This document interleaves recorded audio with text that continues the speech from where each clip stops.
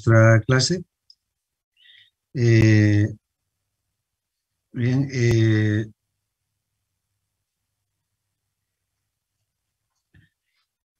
hoy vamos a empezar el sistema nervioso motor.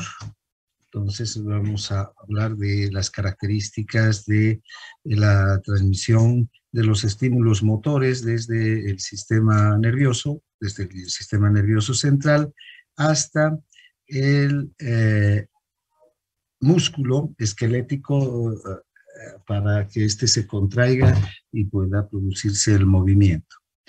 Bien, entonces vayamos hablando ya de lo que es las funciones motoras de la médula espinal y los reflejos medulares. Bien, vamos a hablar de que la médula espinal está organizada para las funciones motoras en una serie de neuronas que participan activamente de la transmisión de los impulsos motores, ¿no? Entre ellas están las neuronas anteriores o motoneuronas anteriores y también las interneuronas. Si nosotros hacemos un segmento en cualquier parte de la médula, es decir, cortamos la médula de forma horizontal, vean, vamos a observar que en ese segmento hay neuronas sensitivas que están en el área posterior o en el asta posterior. Ya ustedes han podido observar estas neuronas sensitivas y sus funciones cuando hemos hablado de la transmisión del impulso sensitivo. Luego están las motoneuronas, que son unas neuronas grandes, el doble de tamaño que las neuronas sensitivas, y están también las interneuronas, que son pequeñas neuronas muy excitables que se encargan de transmitir la información sensitiva, de integrar la información sensitiva y motora. Además, hacia las interneuronas llegan la mayor parte de los fascículos nerviosos que descienden trayendo información motora desde el tronco del encéfalo e incluso desde la corteza cerebral. Entonces, estas interneuronas juegan un papel clave en la transmisión. Disculpe, doctor, no se escuchó nada de las interneuronas, creo que se escuchó entrecortado. Bueno, no sé si todos escuchan entrecortado. No, yo lo escucho bien. Yo lo escuché bien, doctor. Yo lo escucho bien, doctor. Debe ser su internet del compañero. Bueno, entonces, estas interneuronas tienen esa función, ¿no? De integrar tanto los estímulos motores que llegan a través de llegan a través de los fascículos descendentes desde el tronco del encéfalo y desde la corteza cerebral, y también estímulos sensitivos. Bien, aquí podemos observar este corte horizontal de la médula y podemos ver que hay las neuronas del asta posterior a la que llegan, ¿no? Las fibras nerviosas sensitivas hasta las neuronas del asta posterior. De aquí, estas neuronas transmitir la información, ya sea hacia el sistema de la columna dorsal o lemnisco-medial o hacia el sistema o a la vía anterolateral. Luego están las interneuronas, estas neuronas pequeñas, muy excitables, que van a conectar neuronas sensitivas con neuronas motoras y también fascículos descendentes desde el tronco del encéfalo y desde la corteza con las neuronas motoras. Y están finalmente las neuronas motoras, que son neuronas muy grandes que se encargan de transmitir el impulso nervioso ya hacia los músculos. Vean, este es un dibujo que hizo ya hace muchos años y que podemos observar la integración que hay entre las diferentes neuronas de la médula, ¿no? Podemos ver, por ejemplo, que hay neuronas sensitivas o interneuronas que integran o que conectan el asta posterior con el asta anterior. Hay neuronas, interneuronas que conectan dos segmentos diferentes de la médula o tres segmentos diferentes de la médula. Entonces, estas neuronas que están en la médula y en especial las interneuronas no solamente se encargan de conectar la información sensitiva y la motora de un segmento de la médula, sino también entre los propios segmentos de la médula. Bien, aquí tenemos las motoneuronas anteriores. Las motoneuronas anteriores son neuronas entonces que se encargan de transmitir los impulsos motores hasta los músculos. Y tenemos dos tipos de motoneuronas anteriores. Unas son las motoneuronas alfa y otras las motoneuronas gamma. Las dos salen del asta anterior de la médula. Los dos tipos de neuronas van a salir desde el asta anterior de la médula y se dirigen hacia el músculo. Las motoneuronas alfa, ¿no?, son las motoneuronas más grandes, son realmente el doble de tamaño de las neuronas sensitivas. Envían sus estímulos a través de los nervios raquídeos y de fibras de tipo A-alfa hacia el músculo, hacia las fibras musculares, hacia las fibras extrafusales, estas fibras que se van a contraer.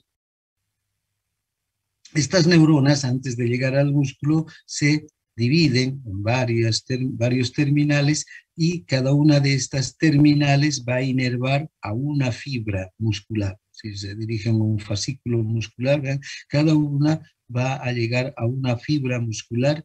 El mismo impulso entonces nervioso va a estimular a muchas fibras musculares y estas fibras musculares se van a contraer porque aquí en este punto, en el punto de unión entre la fibra nerviosa y la fibra muscular, se encuentra la placa motora, que es el lugar donde se transmite el impulso. Eso ya lo hemos visto cuando hemos hablado de músculo esquelético, como la acetilcolina que es liberada aquí abre canales de sodio. Estos canales de sodio despolarizan la fibra muscular y esa despolarización hace que se abren canales de calcio del retículo sarcoplásmico y ese calcio se une al complejo troponina-tropomiosina y produce la contracción. ¿No es verdad? Entonces, tenemos este punto de unión neuromuscular o placa motora, donde termina la neurona alfa, la motoneurona alfa. Esta es una de las neuronas que transmite a mayor velocidad el impulso nervioso, porque estas son fibras nerviosas tipo A-alfa, las más veloces y las más gruesas del sistema nervioso. En cambio, las motoneuronas gamma son neuronas más pequeñas que transmiten además el impulso nervioso a través de una fibra A-gamma. Si ustedes recuerdan, las A-alfa son las más gruesas, luego vienen las A-beta, luego las A-gamma y finalmente las A-delta, dentro de las A, que son las mielinizadas. Entonces, esta fibra es una A-gamma, ¿no? No es tan gruesa ni tan veloz, pero transmite el impulso hacia el uso muscular. El uso muscular es un órgano sensitivo que está en el vientre del músculo, es decir, en el medio del músculo, entre las fibras extrafusales. Este uso muscular es un órgano sensitivo que también está compuesto por fibras musculares, pero que tienen muy poca actina y miosina, que cuando llega este impulso contrae a estas fibras intrafusales, a las fibras que están en el uso, y esa contracción de las fibras intrafusales hace que se transmita un estímulo sensitivo a estas terminaciones sensitivas, ¿verdad? Que parten desde el uso muscular y vuelven hacia la médula. Ingresan por el asta posterior de la médula y nuevamente hacen conexión con las interneuronas y también con las motoneuronas alfa. Este es un mecanismo de retroalimentación esencial para la función muscular. ¿Ven? El músculo no es un órgano que se contrae o se relaja como si fuera una palanca de fierro, una palanca mecánica de fierro, ¿no? Que se abre o se cierra, sino tiene diferentes niveles de contracción. Podemos, gracias a ese mecanismo de retroalimentación, tener un control motor muy preciso. Y todas las actividades que realizamos, desde escribir, desde realizar una intervención quirúrgica o practicar un deporte o caminar por la calle, requieren de un control motor muy preciso, que no es solamente contracciones y relajaciones de los músculos. Entonces, gracias a este sistema de retroalimentación, entonces, que está a cargo de las motoneuronas gamma, los músculos pueden regular su contracción. Bien, entonces, nuevamente, las motoneuronas A alfa son gruesas, miden 14 micrómetros, transmiten a una velocidad de entre 100 y 120 metros por segundo su impulso nervioso, y inervan las grandes fibras extrafusales, las fibras musculares que están fuera del uso, que son en realidad las fibras que se van a contraer y que van a dar la fuerza de contracción al músculo. Entonces, si vemos, la neurona A alfa llega a las fibras musculares, ¿no? Una fibra puede estimular de 3 a cientos de fibras musculares. El mismo impulso entonces va a llegar y se va a dividir en un circuito divergente hacia diferentes fibras musculares, para que estas fibras se contraigan al mismo tiempo, ¿no? Todas las fibras de un fascículo muscular. En cambio, las motoneuronas gamma son más delgadas, ¿no? Miden 5 micrómetros, inervan las fibras intrafusales. Este es el uso muscular. Uso se llama por la forma en la que tiene, ¿no? Tiene la forma de un uso. Aquí en el centro del uso hay fibras musculares. Estas fibras musculares, sin embargo, tienen muy poca actina y miosina. Y es hasta ahí donde llegan las motoneuronas gamma.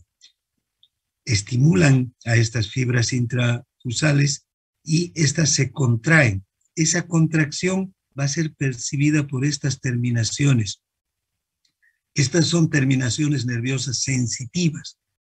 Perciben esa contracción de estas fibras intrafusales y transmiten esa información hacia la médula espinal, hacia el asta posterior de la médula, como hemos visto en la anterior diapositiva. ¿Vean? Vuelve entonces el estímulo, esta vez un estímulo sensitivo que parte del uso muscular hacia el asta posterior, ingresa por el asta posterior, unas se dirigen directamente al asta anterior y otras a las interneuronas. ¿Para qué? Para regular la contracción del músculo. Bien, finalmente están estas interneuronas, de las que hemos hablado también hace un momento.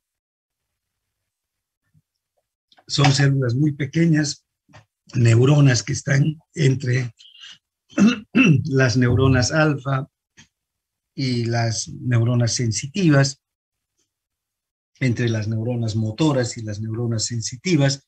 Estas interneuronas son pequeñas neuronas que se excitan muy fácilmente, son muy excitables, pueden emitir hasta 1500 disparos, es decir, 1500 potenciales de acción por segundo, y lo que hacen es integrar las funciones motoras y sensitivas de la médula. Estas interneuronas también, por la cantidad de ellas que se encuentran en la médula, tienen diferentes o hacen diferentes tipos de circuitos nerviosos. Pueden haber circuitos convergentes, circuitos divergentes, circuitos de descarga repetitiva, es decir, de postdescarga, circuitos oscilatorios. ¿Ven? Todos esos tipos de circuitos que hemos visto en una anterior clase están presentes entre estas interneuronas, puesto que lo que hacen es transmitir la información hacia las neuronas, primero entre ellas, entre las propias interneuronas, y después a las neuronas motoras, pero además hacia otras regiones de la propia médula espinal, ¿no? Hemos visto, este es un segmento de la médula. A segmentos superiores o segmentos inferiores también estas neuronas son capaces de transmitir la información. Acabamos de ver ese gráfico que ya hizo Ramón y Cajal hace casi 2 siglos, y que el que ya observaba las características de estas pequeñas neuronas, estas interneuronas que están a nivel de la médula. Bien, ahora, para entender las funciones de la médula espinal, tenemos que conocer la característica de los receptores sensitivos que se encuentran a nivel del músculo.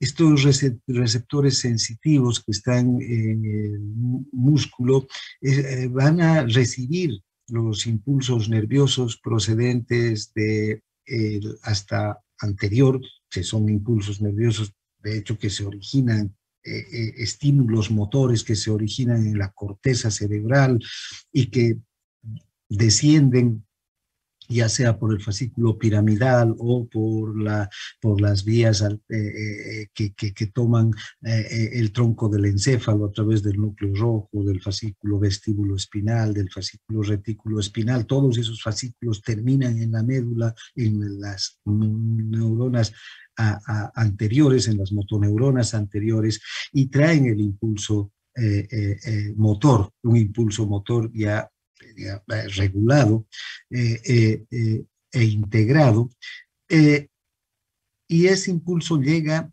hasta el asta anterior. De ahí se dirige hacia el músculo, como hemos visto, y puede llegar, si desciende por o se dirige por las motoneuronas alfa directamente a las fibras musculares que se van a contraer. Pero la que viene por el impulso que viene por, o que se dirige hacia el músculo por las motoneuronas gamma, va a llegar a los usos musculares, y estos juegan un papel clave, ¿ya? Son receptores sensitivos y actúan participando del control intrínseca de la función muscular. Los usos musculares y los órganos tendinosos de Golgi, que se activan también cuando se contraen los músculos, van a proporcionar información sensitiva sobre el estado funcional del músculo en cualquier momento, ¿sí? ¿Y qué tipo de información van a transmitir? Van a transmitir, por una parte, una información sobre la longitud del músculo, si el músculo está estirado, si el músculo está contraído, sobre la tensión que se está dando a nivel del músculo, cuál es el grado de tensión, y en especial a nivel de los tendones, Y finalmente, la velocidad de cambio de estas dos variables. ¿Con qué velocidad cambia la longitud de un músculo cuando se contrae o cuando se distiende? Y también la velocidad de cambio, la velocidad a la que cambia la tensión de un músculo. Si yo contraigo un músculo, vean, los músculos flexores van a estar muy tensos, ¿no? Y si luego distiendo el músculo, los músculos tensores van a estar menos tensos. Entonces, esa velocidad de cambio es transmitida por estos receptores sensitivos. Los usos musculares están en el vientre muscular, como hemos visto hace un momento, y estos se ocupan de enviar la información sobre la longitud y la velocidad de cambio, sobre cuán largo o cuán corto está el músculo en un determinado momento. Eso va a determinar, va a depender del grado de contracción del músculo. Y los órganos tendinosos de Golgi, estos ya no están en el uso muscular, estos están en los tendones musculares, en la parte donde terminan las fibras musculares, y ya es la parte en la que se está el músculo insertando al hueso. Entonces, el órgano tendinoso de Golgi transmite información sobre la tensión tendinosa y sobre la velocidad de cambio. Estos dos órganos sensitivos, entonces, participan del control muscular intrínseco, una función extremadamente importante para que se pueda regular la contracción muscular, y sea una contracción muscular que responda a lo que el cerebro quiere, ¿verdad? El cerebro ordena que el movimiento sea fino, sea preciso, sea exacto. Entonces, para que ya el músculo, que es el que va a ejecutar el movimiento, pueda en última instancia desarrollar un movimiento muy fino, muy preciso, tiene que ser regulado por este sistema sensitivo que va a producir un mecanismo de retroalimentación. Entonces, los receptores sensitivos musculares son los usos musculares y el órgano tendinoso del Golgi. Aquí tenemos al uso muscular y aquí en el tendón al órgano tendinoso de Golgi. Bien, ahora veamos la función receptora del uso muscular. El uso muscular, como ustedes observan, tiene varias fibras nerviosas que llegan hacia el uso. Unas llegan, las fibras gamma, procedentes de las neuronas gamma, de las motoneuronas gamma, llegan hasta el uso, ¿no? Y llegan a los extremos del uso. Llega una fibra gamma aquí y otra fibra gamma aquí, en los extremos del uso. Y además hay fibras que van a partir del uso, fibras nerviosas también que salen del uso. Estas fibras son fibras sensitivas. Estas fibras sensitivas son fibras aferentes. Estas otras son fibras eferentes, porque están llegando. Las fibras gamma motoras, están partiendo del asta anterior y llegan a los extremos del uso. Por eso son fibras eferentes. Estas están partiendo del vientre del uso, de la parte central del uso, y se dirigen al asta posterior de la médula. Llevan información sensitiva, son fibras aferentes.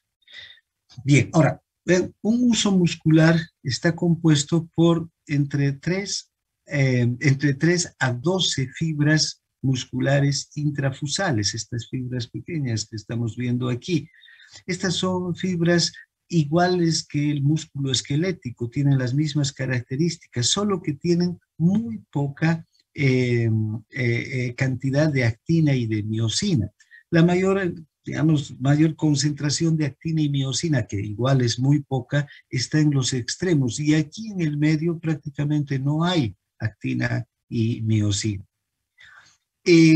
Ahora, estas fibras intrafusales tienen una dimensión, una longitud de entre 3 a 10 nanómetros. Están entonces en el vientre, en el medio del músculo. Están rodeadas por las fibras musculares. Estas fibras, estos espacios que vemos acá, ¿no?, largos, esta es una fibra muscular. Esta sí tiene los filamentos de actina, de miosina y se contrae. Estas son las fibras que hemos visto en su función de contracción. Bien, ahora,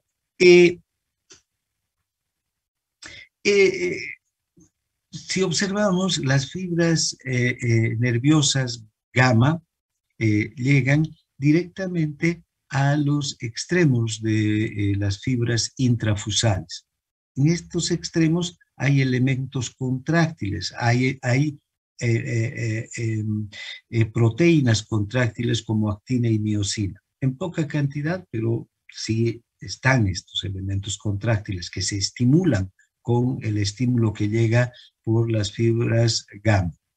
En cambio, en el centro, esta parte del centro, no hay actina y miosina, como les decía hace un momento, y de aquí parten los elementos sensitivos. Dos fibras sensitivas, una terminación primaria sensitiva, una terminación sensitiva primaria y una terminación sensitiva secundaria. Las dos se dirigen hacia la médula, hacia el asta posterior de la médula. Bien.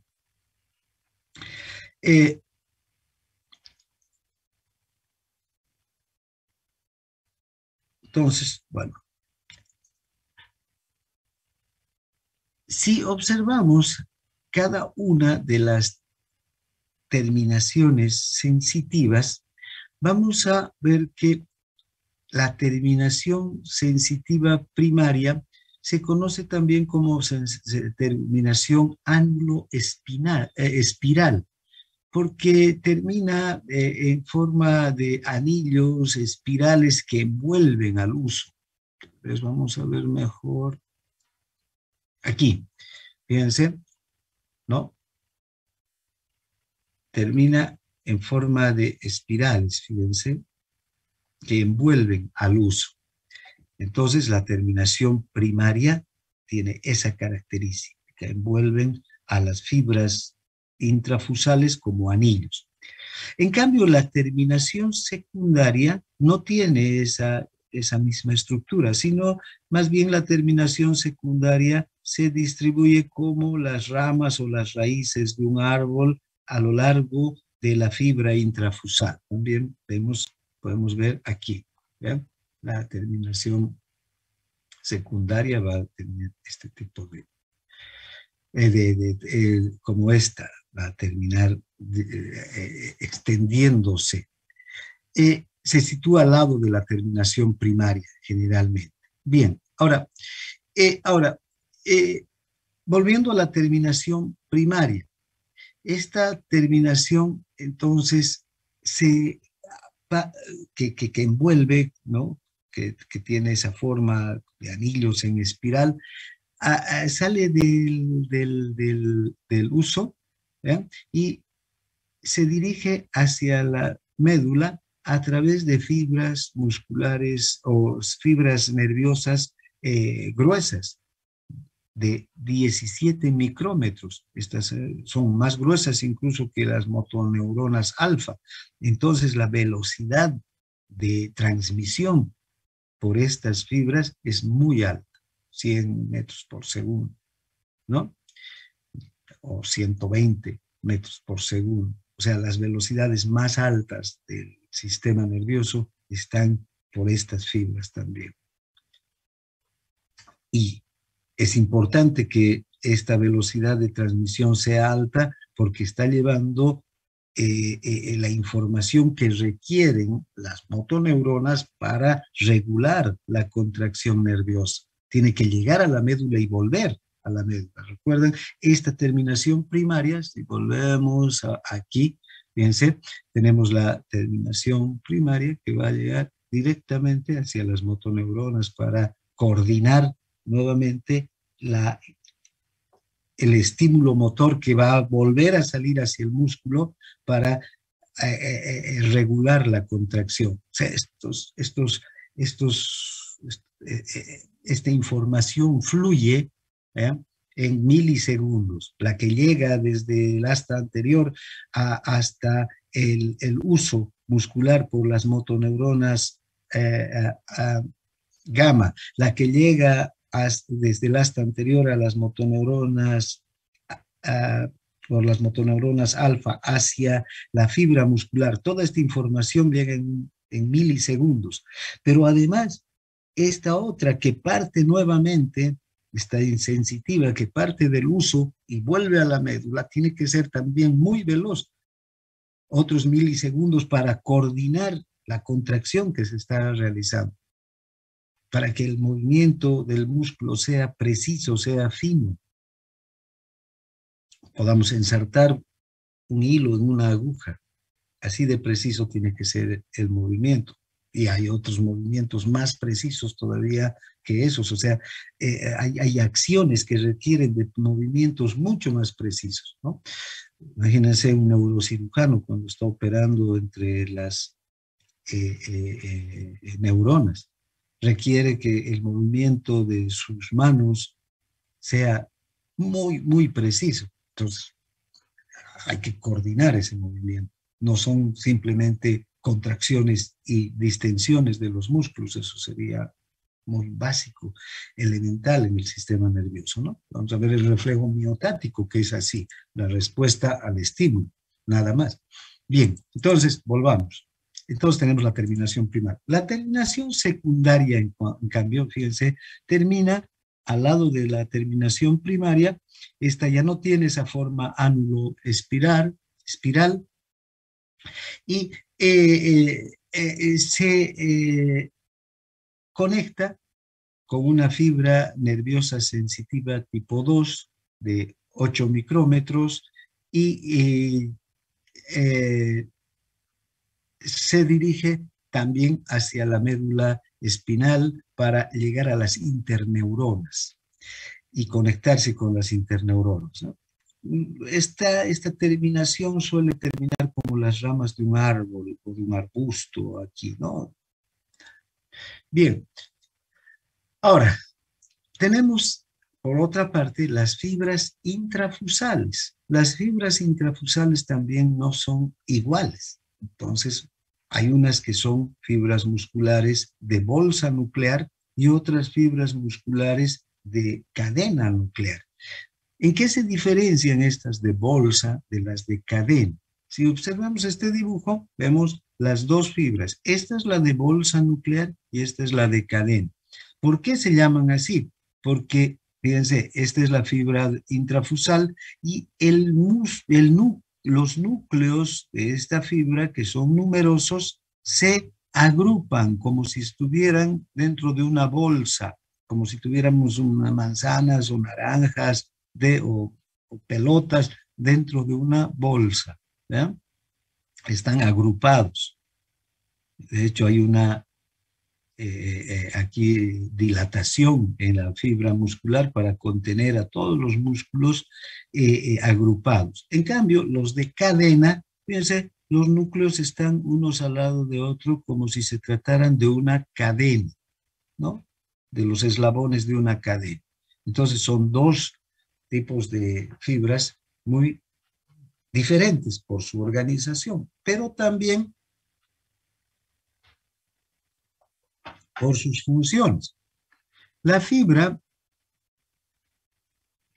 la terminación nerviosa sensitiva primaria suele llegar a las dos, o partir de las dos, de los dos tipos de fibras, como ustedes pueden ver. La terminación nerviosa primaria parte desde las células en bolsa y también de las células en cadena. En cambio, la secundaria solamente parte de las fibras en cadena nuclear. Esta lleva una información más veloz, hemos visto, esta es una fibra más gruesa, esta tiene 17 micrómetros, se dirige directamente a través del asta posterior hacia el asta anterior. Esta es una fibra más delgada, esta simplemente va a llegar hasta las interneuronas, no es demasiado delgada, es 8 micrómetros, pero y transmite también a alta velocidad, pero no tan gruesa ni tan veloz como es la fibra, la terminación primaria. Entonces, estas son características de las fibras musculares, ¿no? Vean, las de cadena, entonces, son estas más delgadas, o de hecho también los núcleos están alineados como si fueran una cadena, ¿no? Y parte de la terminación nerviosa son fibras de 8 micrómetros. Ahora, ¿cuál es la respuesta de las terminaciones primarias y secundarias a la longitud del receptor? Fíjense, hay una respuesta estática que cuando la porción del uso se estira con longitud, es decir, cuando el estímulo que llega hasta el uso muscular a través de las fibras gamma es poco intenso y el uso se estira con longitud, el número de impulsos que parten desde las terminaciones primarias y secundarias aumenta casi en proporción directa al grado de estiramiento. Y estas terminaciones continúan transmitiendo estas señales durante varios minutos. Entonces, la respuesta estática es cuando el estímulo sensitivo que es transmitido por las terminaciones primarias y secundarias responde a este estiramiento con longitud y es transmitido durante varios minutos, ¿no? Estas terminaciones primarias y secundarias entonces transmiten sus impulsos por un largo periodo de tiempo, porque el uso también se está estirando con longitud. En cambio, la respuesta dinámica es cuando la longitud del uso aumenta de forma repentina, cambia de forma repentina, es la terminación primaria la que recibe un estímulo potente y es esta terminación primaria la que va a enviar una respuesta inmediata, ¿no? Esta terminación primaria responde de un modo vivísimo, dice, un modo instantáneo, digamos, y activo a la velocidad de cambio. Por eso es que el uso muscular informa al sistema nervioso, en este caso a la médula espinal, sobre la longitud del músculo, ¿no? En todo momento, en cada instante.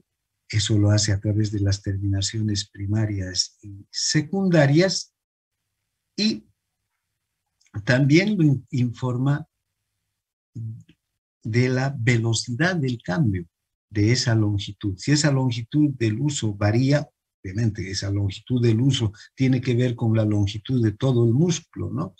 Si esa longitud varía, inmediatamente va a ir un estímulo sensitivo a través de la terminación primaria para informar al sistema nervioso sobre la velocidad de cambio en la longitud del músculo. Bien, entonces, vean, esas son las funciones de las terminaciones primarias y secundarias.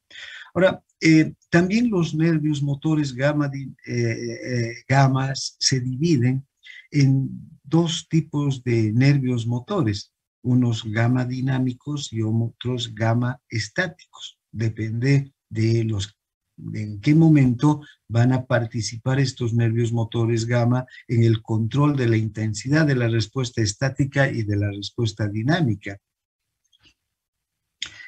Los nervios motores gamma dinámicos excitan las fibras intrafusales de bolsa nuclear y entonces va a haber una respuesta dinámica muy potenciada, pero la respuesta estática apenas se va a ver afectada, ¿no? Porque solamente van a estimular a los de bolsa nuclear. En cambio, los gamma estáticos van a excitar a las fibras intrafusales de cadena y van a favorecer más bien la respuesta estática y van a tener una poca influencia sobre la respuesta dinámica. Entonces, vean, los nervios gamma dinámicos entonces son los que van a enviar los impulsos hacia estas fibras, hacia estas fibras que son las de bolsa nuclear.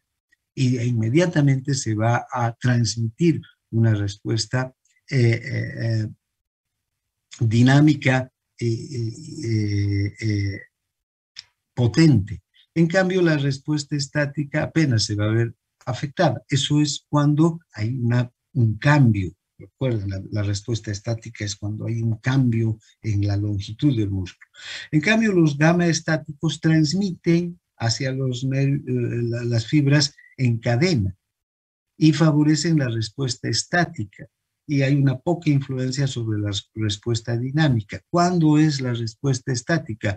Cuando el uso muscular se estira o se distiende muy lentamente, ¿no?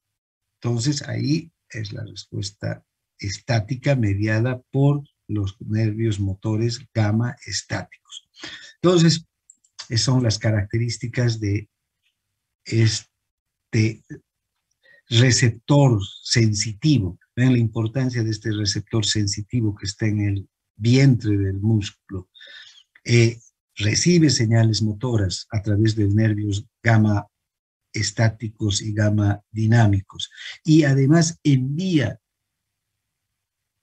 señales sensitivas, o sea, relacionadas con la contracción, con el estiramiento del músculo, con el cambio en la longitud del músculo, a través de estas dos terminaciones, una terminación primaria y una terminación secundaria.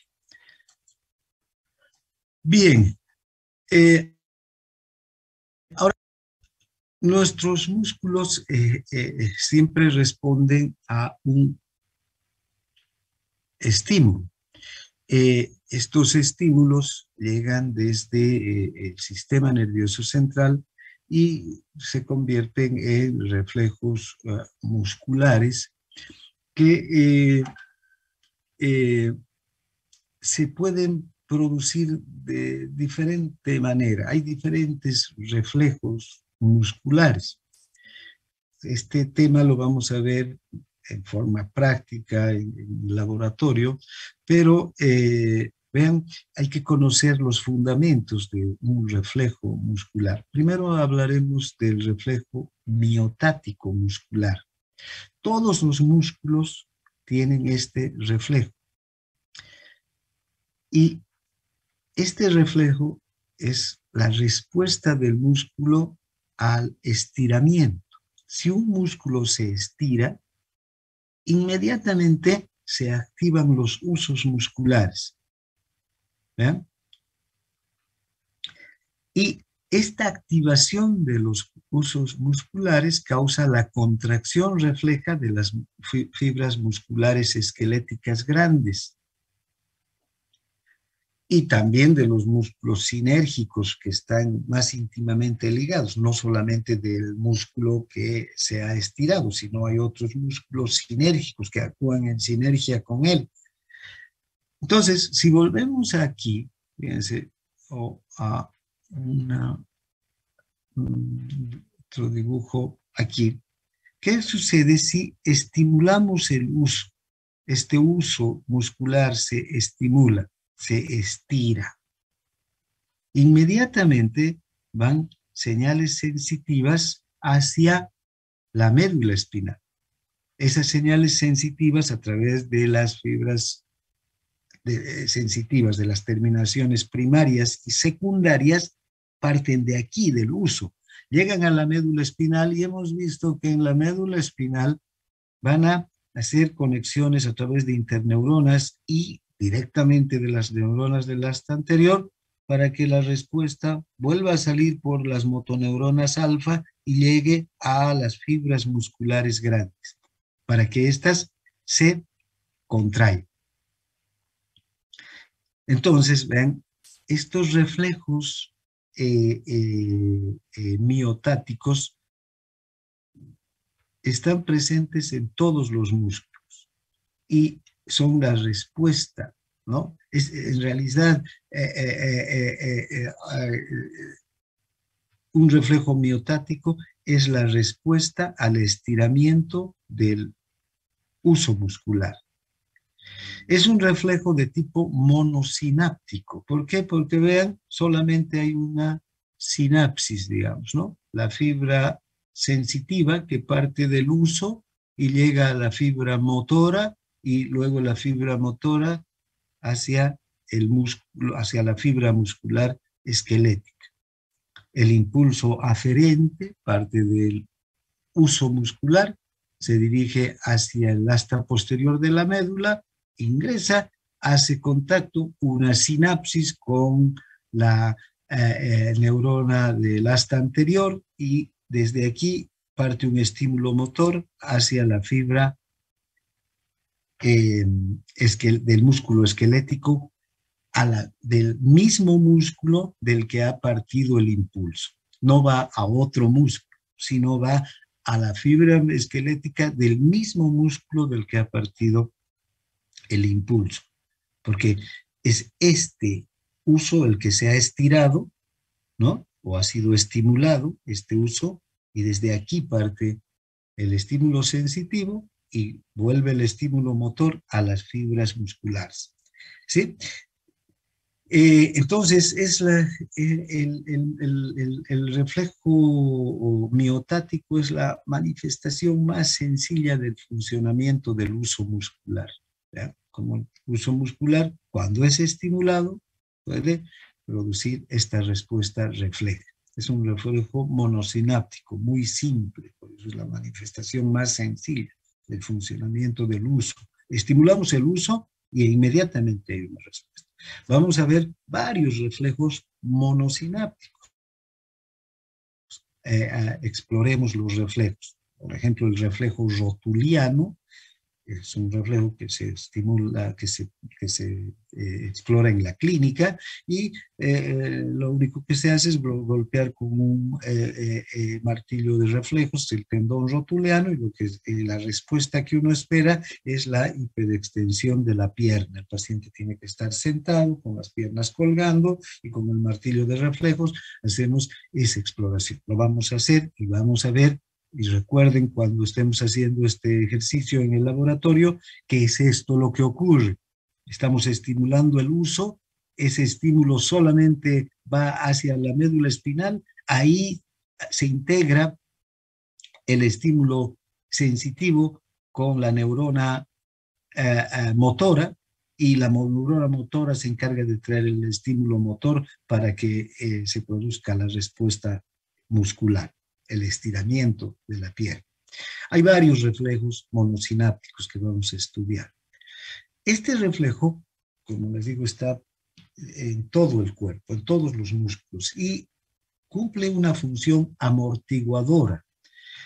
Y esto hace que los músculos, siempre que se estiren, ¿vean? Demasiado el uso, vaya este reflejo y pueda devolver un estímulo motor que evite oscilaciones o sacudidas en los movimientos corporales. Porque si solamente tendríamos el estímulo y la respuesta motora como una contracción o una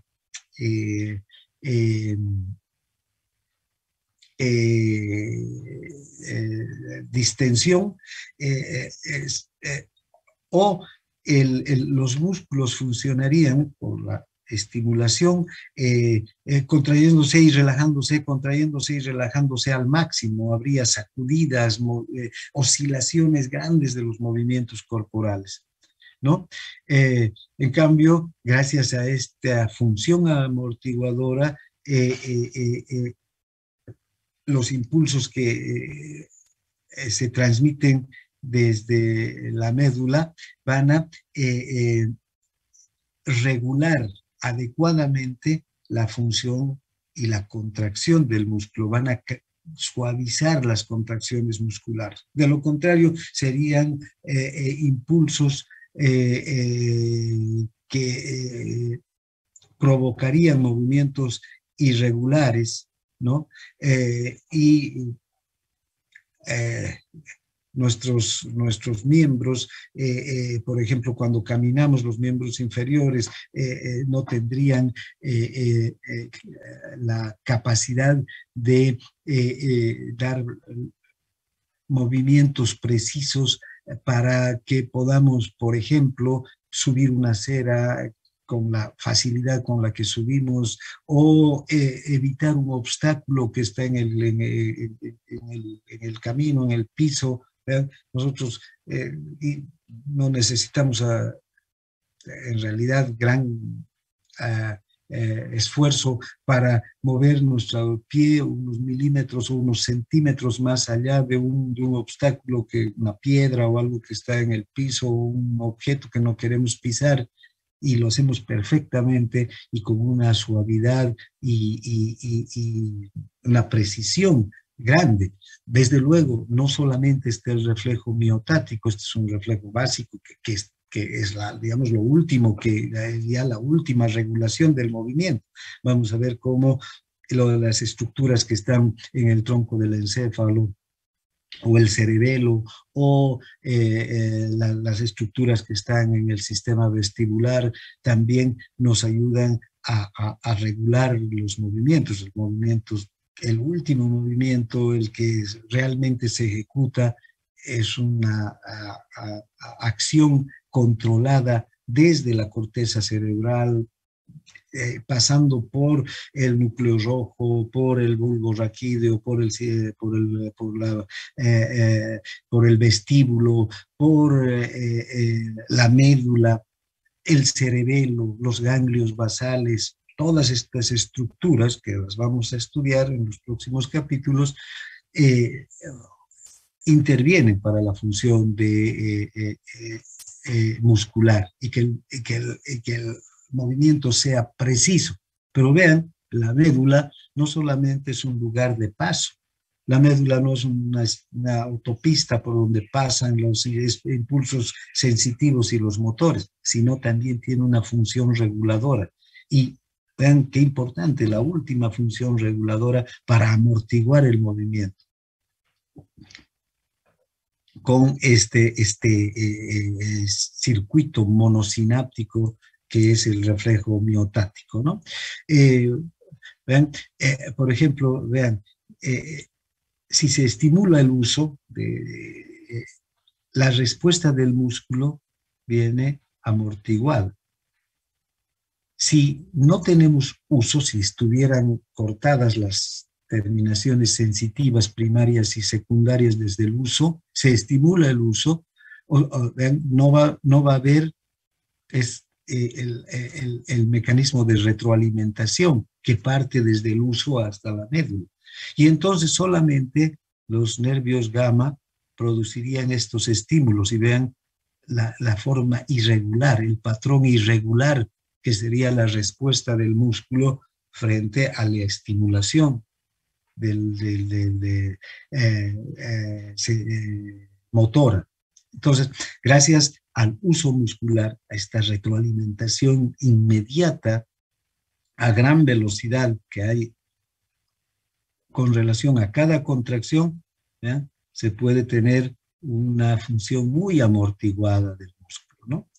Bien, tenemos el reflejo rotuliano, cuando, ¿no?, golpeamos con un martillo de reflejos el tendón del músculo, ¿vean?, del músculo en el tendón rotuliano, el músculo responde con una hiperextensión, ¿no? Se estira rápidamente el cuádriceps. Este reflejo sirve para valorar el grado de excitación que tenemos en los centros de la médula espinal. Por eso es un reflejo que en la clínica es importante, en especial cuando el paciente tiene problemas para caminar, cuando el paciente tiene adormecimientos en los pies, cuando el paciente tiene dolores neuromusculares en el miembro inferior. Entonces hay que ver si hay algún tipo de alteración de todo este sistema de excitación y de respuesta, de estimulación sensitiva y de respuesta, estimulación sensitiva que parte del uso y la respuesta que llega a la fibra muscular. Bien, hay también el clono de las ancas, que es también un otro reflejo miotático, pero que podemos verlo en los músculos gastrocnemios o en los gemelos, cuando la persona se pone de cuclillas, se deja caer de cuclillas, el término que utilizamos, ¿no? Cuclillas, vean, no hay no es que queda quieta en el sitio, ¿no? Sino desciende y hay un movimiento ligero de oscilación del cuerpo, y a eso se debe a que el uso se estira y hay una respuesta inmediata a nivel muscular para ayudar a que haya unas contracciones que eviten que haya una estiración intensa del músculo gastrocnemio y pueda incluso lesionarse el músculo gastrocnemio al estirarse de forma repentina con todo el peso del cuerpo. Entonces hay esa respuesta que amortigua la acción del músculo, ¿no? Luego está el reflejo tendinoso de Golgi. Este es un reflejo importantísimo también y que parte del tendón. En el tendón tenemos un órgano, el órgano tendinoso de Golgi. Separen del aparato de Golgi, tiene el mismo nombre del aparato de Golgi que está en la célula, pero este es un reflejo, un órgano sensitivo. Fíjense, es un órgano sensitivo que está ramificado, ¿no? Es como una terminación nerviosa libre que está ramificado en el tendón. Estos son las fibras musculares que terminan en el tendón, y esta es la parte del tendón que se va a insertar en el hueso. Entonces, en el extremo de los músculos, en cada inserción del músculo en un hueso, hay tendón. Y dentro de ese tendón, fíjense, está este receptor sensitivo, que es muy parecido a las terminaciones nerviosas libres, ¿no? Este receptor aporta una información valiosísima sobre el grado de tensión que soporta el tendón. Cada vez que un músculo se contrae, vean, este tendón soporta una tensión enorme, porque este tendón es el que está insertado al hueso y evita que, o permite primero que se pueda producir la contracción. Es un punto de apoyo de la palanca que hace el músculo. Si no hubiera este tendón y no habría la inserción en el hueso, no habría el punto de apoyo de la palanca y no se podría hacer fuerza y no se podría hacer el movimiento muscular. Los músculos funcionan como palancas y este es un punto de apoyo. Entonces, vean que este tendón soporta una fuerza muy grande en cada vez que hacemos un movimiento o una contracción. Y esa fuerza podría ser tan grande en un determinado momento que pudiera romper las fibras musculares. Las fibras podrían llegarse a romper, o el tendón romperse, o desinsertarse, salir de su inserción, el tendón de su inserción en el hueso. Entonces, gracias a esta información que aporta el órgano sensitivo a través de estas fibras nerviosas, que también son, vean, bastante gruesas, de 16 micrómetros, envían una información a gran velocidad hacia el sistema nervioso, se informa hacia el sistema nervioso sobre el grado de tensión que hay en el músculo y también identifica la velocidad de cambio. También hay una respuesta estática y una respuesta dinámica. La respuesta estática entonces es cuando el grado de fuerza aumenta muy lentamente, ¿no? Y la respuesta dinámica va a ser cuando la tensión cambia repentinamente, ¿no?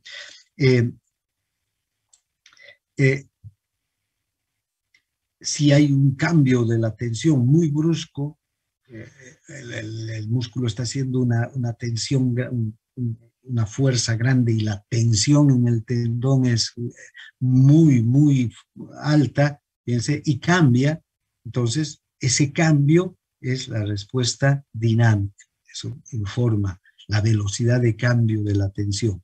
Y cuando el tendón está con un grado de tensión uniforme o cuando está aumentando lentamente la tensión, será la respuesta estática, ¿no?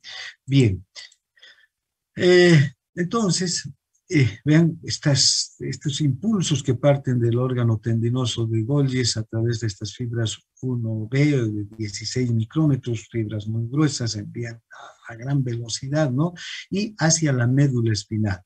Y estos impulsos llegan a la médula espinal, al asta posterior, luego a través de las fibras largas del fascículo espinocerebeloso posterior, van hasta el cerebelo y otras hacia la corteza cerebral. Y esta información que está llegando hasta la médula, hasta el cerebelo y hacia la médula, hace que luego se empiecen a transmitir señales inhibidoras, ¿no? Este es entonces un reflejo inhibidor, tiene un carácter inhibidor. Si la tensión sobre el músculo o sobre el tendón particularmente es muy grande, este reflejo inhibidor que vuelve desde la corteza, desde el cerebelo y desde la médula, llegan directamente hacia el músculo, pero ya es un estímulo inhibidor que llega al músculo. ¿Para qué? Para que el músculo baje, disminuya la fuerza de contracción y que disminuya también la tensión excesiva que está sobre el músculo y sobre el tendón. Esto es entonces el reflejo inhibidor del órgano tendinoso de Golgi lo que hace es proteger la integridad del músculo y del tendón. Es decir, que esta tensión no sea tan alta que en un momento pueda romper las fibras musculares, puedan romperse las fibras musculares, o que se rompa el propio tendón, o finalmente el tendón se desinserte del músculo al que esté insertado, ¿no? Bien, entonces esa es la función del órgano tendinoso de Golgi.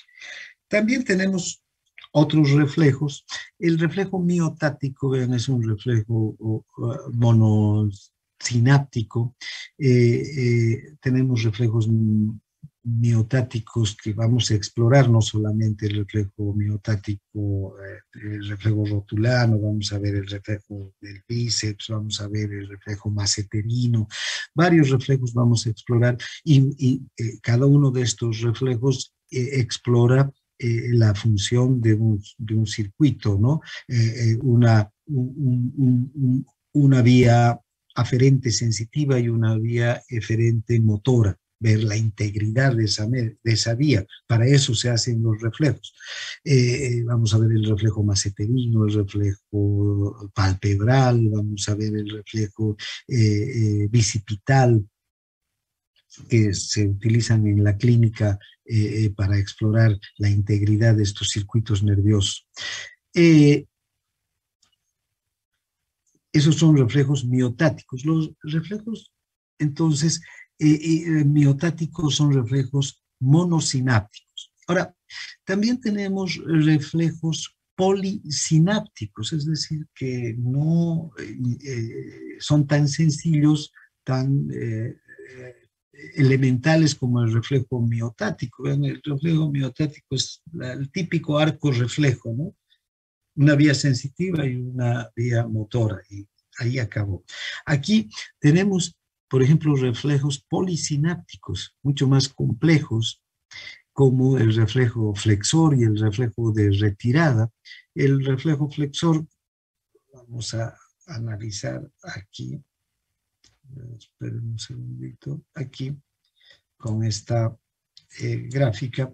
Vean, el reflejo flexor es muy sencillo, pero es un reflejo polisináptico, y así como este tenemos muchos. ¿Qué sucede si sobre la mano, aquí sobre la piel de la mano, hay un estímulo doloroso, un pinchazo, una quemadura sobre la piel de los dedos de la mano? Si usted se quema o se pincha, primero parte un estímulo sensitivo, los receptores, los nociceptores, entonces recogen ese estímulo a través del nervio raquídeo sensitivo, va hacia el asta posterior, ingresa al asta posterior, y aquí no se dirige directamente al asta anterior para volver al músculo, sino, fíjense, va a llegar a interneuronas que están en la médula, ¿no? Estas interneuronas van a llevar la información a través de una divergencia de señales hacia las motoneuronas, que van a inervar los músculos que van a facilitar la contracción y los músculos que van a permitir también que esta contracción se dé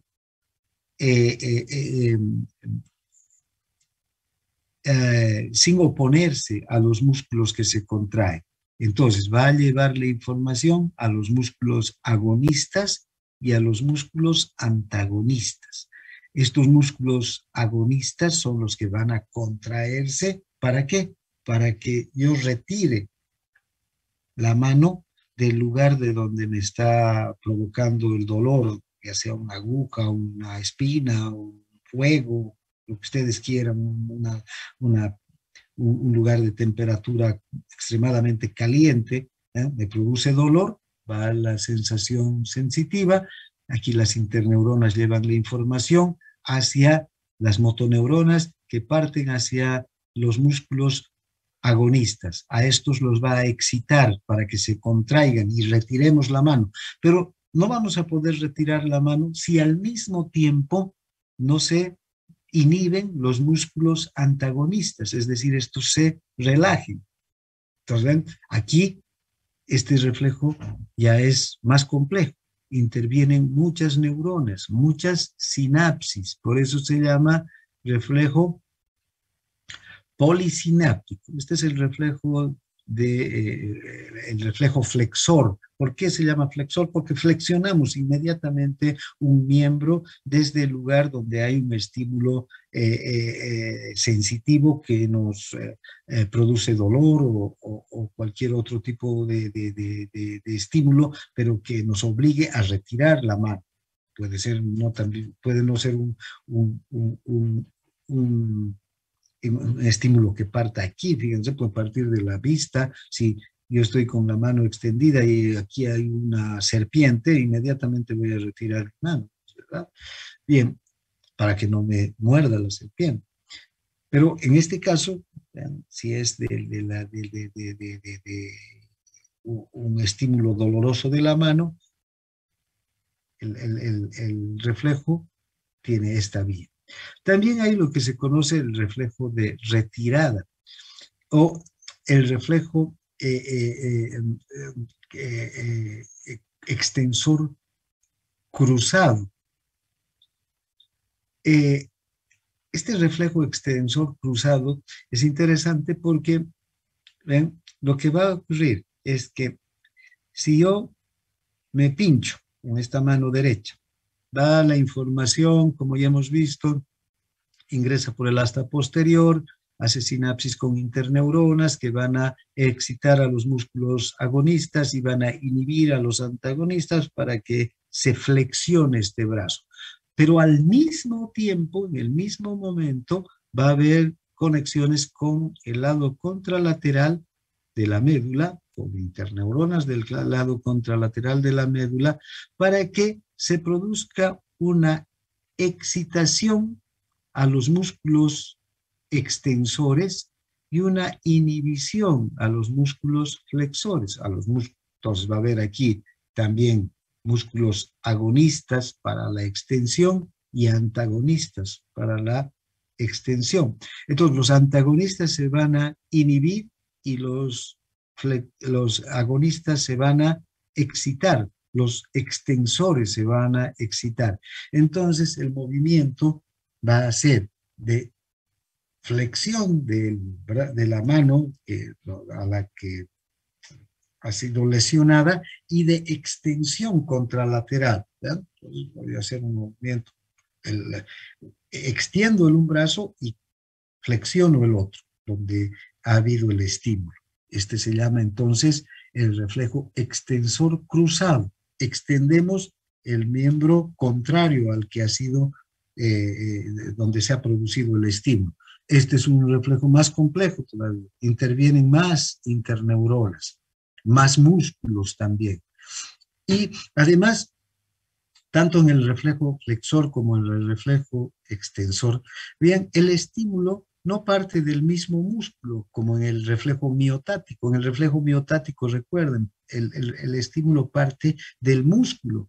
Cuando se estira el uso muscular, es cuando por las terminaciones sensitivas va el reflejo a la médula espinal y vuelve ya por las neuronas alfa, ¿no? Pero en este caso no ocurre eso. ¿Dónde nace el estímulo? En la piel.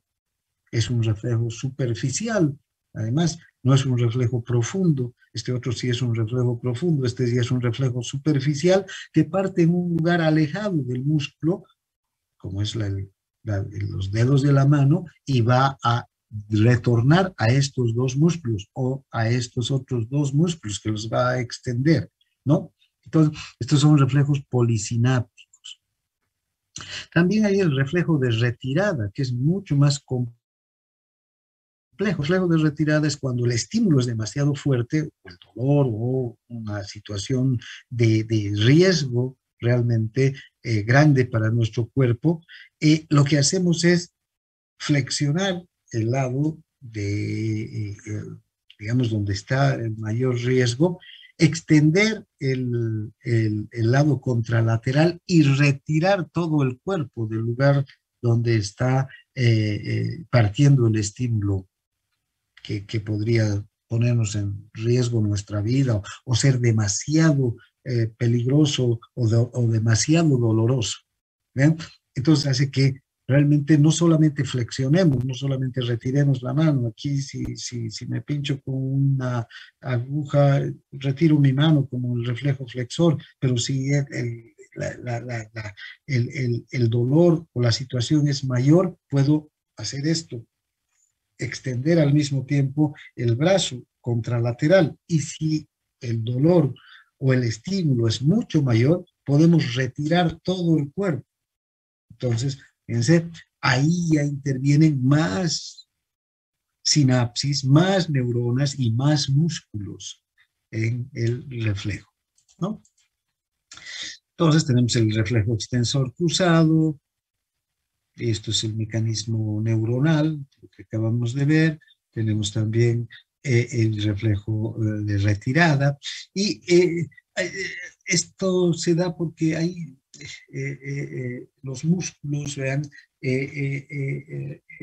están siempre asociados. Hay músculos que se excitan mientras hay otros que se inhiben. Mientras hay un grupo de músculos que se excita y que se contrae o se estira, va a haber un grupo de músculos que se va a inhibir y va a ser la acción contraria del músculo excitado. Entonces, estos músculos se llaman, todos los músculos tienen un, o los músculos están agrupados en agonistas y en antagonistas. Cuando un reflejo miotático activa un músculo, va a inhibir simultáneamente a sus antagonistas, ¿no es verdad? Y también esta inhibición se debe a estas inervaciones o inhibiciones recíprocas. Uno se activa, uno se estimula y el otro se inhibe. Entonces, es así. Y además hay diversos reflejos posturales y locomotores que se pueden observar, que son de estricto control medular. La médula no es solamente un lugar de paso de estímulos sensitivos que están yendo hacia el tronco del encéfalo y estímulos motores que están llegando hasta la médula de paso hacia los músculos o hacia las glándulas o hacia las vísceras. La médula en sí misma tiene muchas funciones motoras y sensitivas. De hecho, la médula representa el primer, digamos, el primer estadio en la evolución de los animales más complejos.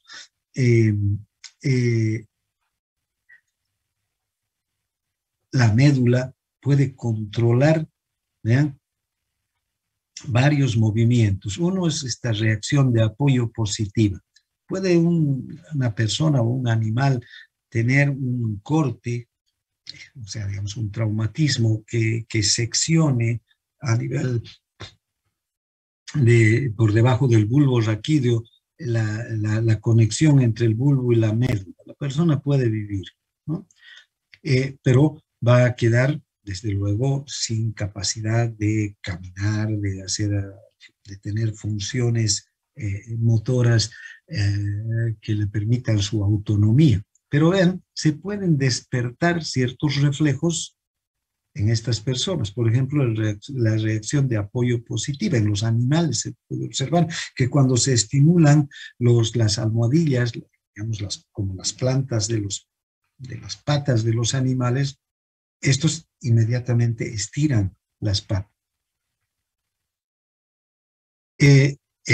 No hay una conexión con el cerebro, no hay una conexión con el bulbo raquídeo, con la protuberancia, con el cerebelo. Está cortada la conexión por un traumatismo, hay una sección a ese nivel. Y, sin embargo, vean, hay un control medular que puede permitir esa respuesta. Los reflejos medulares de enderezamiento también, ¿no? Que intentan pararse, que nos intentan poner de cuatro patas. A los animales, en los animales se ve con mayor, con los cuadrúpedos se ve con mayor nitidez esto. Luego, movimientos rítmicos de la marcha en un solo miembro, también, ¿no? Como cuando nosotros caminamos, vean, siempre, y la marcha recíproca de las extremidades. Cuando caminamos, movemos las piernas y también los brazos, y si nos observamos, estos movimientos son muy parecidos a lo que hacen los cuadrúpedos, los animales, pero los animales mueven las cuatro patas rítmicamente, y nosotros con el mismo ritmo que un animal mueve las cuatro patas, movemos nuestras piernas y nuestros brazos cuando vamos caminando. Bueno, podemos mantener nuestros brazos quietos si queremos, ¿no es verdad? O con nuestras manos en nuestros bolsillos, pero cuando caminamos y vamos moviendo los brazos, lo hacemos con el mismo ritmo y en la misma secuencia que haría un animal, un cuadrúpedo. Este reflejo está controlado, ese movimiento de las extremidades opuestas en la marcha está controlado por la médula, ¿no? Entonces, esta marcha diagonal de las cuatro extremidades, el reflejo de marcar el paso, está controlado por la médula también. Y finalmente, el reflejo del galope en los animales también está controlado por la médula. Y hay reflejos musculares, medulares que pueden causar un espasmo muscular. Por ejemplo, cuando hay una fractura de un músculo o de un hueso, todos los músculos que están alrededor del hueso se contraen. Ese es un reflejo que está directamente controlado por la médula. Ese estímulo no sube hasta el cerebro o hacia el tronco del encéfalo. O en la musculatura, cuando se contrae la musculatura en la peritonitis. Van a ver que cuando hay una peritonitis, por ejemplo, y ustedes tocan el abdomen del paciente, ese abdomen está durísimo. ¿Por qué? Porque los músculos están contraídos.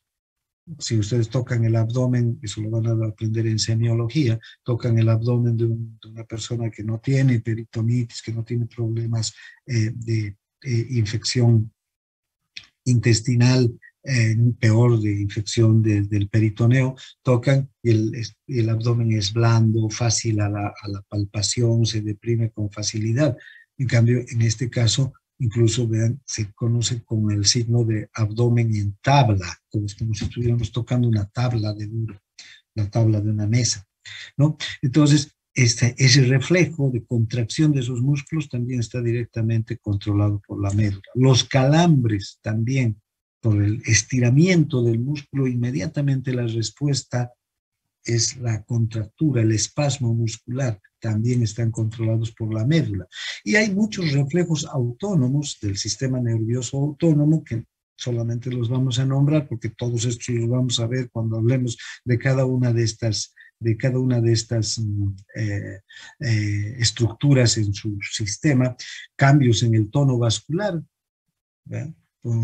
Puede haber variaciones de la temperatura local de la piel que van a producir que haya una mayor vasoconstricción o una mayor vasodilatación, o la sudoración también, ¿no? Deriva del aumento del calor en cualquier parte de la superficie cutánea y se produce una sudoración. Ahí empiezan las glándulas sudoríparas a funcionar, independientemente de que haya o no conexión con el cerebro. Reflejos gastrointestinales que controlan las funciones motoras del intestino. También una persona en la que ha habido una sección de la médula espinal, ¿ven? Puede seguir se alimentando porque el intestino va a tener su propia función de movimientos gastrointestinales controlados desde la médula espinal, o reflejos peritoneo-intestinales que inhiben la función digestiva cuando hay una peritonitis, así como se quedan contraídos los músculos del abdomen cuando hay peritonitis, también hay una contracción de los músculos lisos del intestino y no hay función intestinal. Reflejos de evacuación para vaciar una vejiga o un colon también. Un paciente, al principio, cuando hay una sección medular total, el paciente puede no tener estos reflejos de evacuación de la vejiga, es decir, el reflejo de micción o el reflejo de defecación, pero luego de unos días después del traumatismo empieza a restablecerse el reflejo de micción, la persona empieza a orinar y también a defecar. Son reflejos, no tienen ya control cortical, desde luego, pero el reflejo de evacuar la vejiga o el colon está presente, ¿no? Bien, entonces vean todos estos reflejos que los vamos a estudiar cuando analicemos cardiocirculatorio, gastro o renal, vamos a volverlos a tocar y vamos a ver cómo funcionan puntualmente. Bien, ven, si colgamos a un perro, este perro de experimentación, se ha hecho un corte en la médula antes de la conexión con el bulbo. Si lo colgamos este perro de esta cinta, ¿no? El perro va a empezar a mover las piernas como si estuviera caminando, ¿no? Y ¿Qué es lo que sucede cuando hay una sección de la médula y un shock medular? Vean, se mantienen muchos de los reflejos, las neuronas de la médula empiezan a funcionar independientemente ya de las neuronas de la corteza cerebral o del tronco del encéfalo. Al comienzo la presión puede descender, pero luego el sistema simpático de estar bloqueado va a empezar a recobrar sus funciones en cuestión de días y la presión se va a normalizar. Los reflejos musculares esqueléticos también quedan bloqueados y después se normalizan. Podemos encontrar en especial reflejos miotáticos, otros reflejos que requieren de la intervención de estructuras más superiores no van a estar, pero los reflejos miotáticos, vean, solamente el reflejo miotático es estimular el uso y la respuesta que vuelve desde la médula para la contracción del músculo. Y finalmente, reflejos que controlan la vejiga y el colon se van a volver a establecer y la persona va a volver a eliminar orina, a eliminar heces fecales, ¿no? Sin mayor problema. Bien, hasta aquí entonces llegamos con este primer tema de sistema muscular. No sé si hay alguna consulta.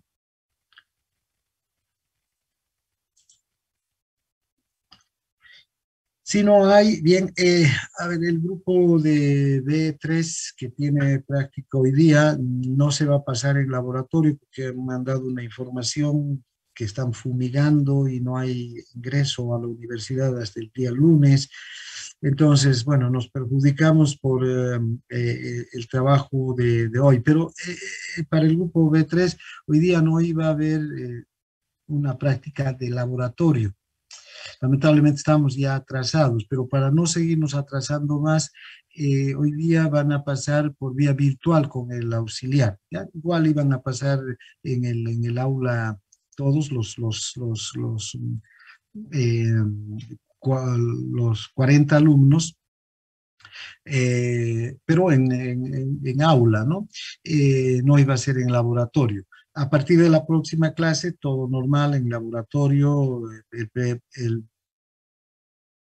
B1 le toca la próxima clase y luego la otra semana al segundo grupo del B1, ¿no? Entonces, para no perjudicarnos, vamos a pasar por vía virtual. Ya el auxiliar les ha debido mandar el enlace y entonces, después de esto, ya pueden empezar la clase.